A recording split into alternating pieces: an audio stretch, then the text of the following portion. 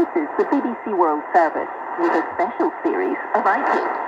A stolen pair of ruby slippers from the golden age of cinema.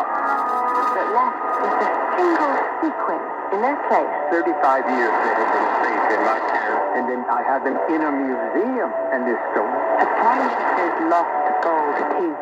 That took 20 years to find. Your father was lost, and finally you found him. And a memory taken by lightning. That's now been rediscovered. It was the brightest light and the loudest noise we've ever heard. From losing your voice. I could feel something in the back of my throat, and when you rinsed it off, it was a 3-penny coin. To finding hundreds of books that were hidden inside a wall. We're bringing you a series exploring all things lost and found.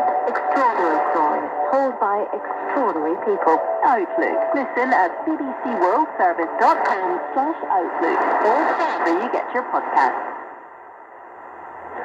Hello, this is James Reynolds, live in the BBC's newsroom. Welcome to OS. Israeli armoured vehicles have been seen on Gaza's main north to south road, close to Gaza City, as Israel continues to expand its ground offensive in the Palestinian territory. The Israeli military says it won't comment on the location of its forces. We will continue to bring you updates from Israel and Gaza. We're keeping an eye right now on the statement being delivered by Israel's Prime Minister Benjamin Netanyahu, and we will stay in touch with all angles. BBC News with Moira Alderson.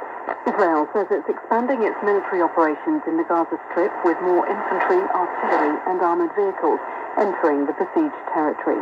Witnesses reported seeing Israeli tanks and bulldozers on one of the only main roads linking the north and south of Gaza. Hamas has fired a barrage of rockets towards Israel. The Israeli military says it's managed to free a female soldier who is being held hostage. It says she is doing well. Earlier, Hamas released a video that showed 3 female Israeli hostages. General Motors has become the latest US car maker to reach a provisional deal with striking workers to end 6 weeks of industrial action.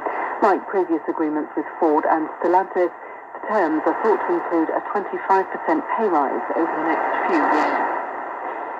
A court in Colorado has begun hearing a case which calls for Donald Trump to be barred from the US presidential ballot in the state next year. The challenge is based on a constitutional amendment which bans those who take part in insurrection from public office. Mr. Trump's campaign has dismissed the lawsuit as absurd. Schools in Pakistan teaching Afghan children have been closing ahead of a deadline for illegal immigrants to leave the country. The government has threatened to arrest and deport those who failed to depart by Wednesday.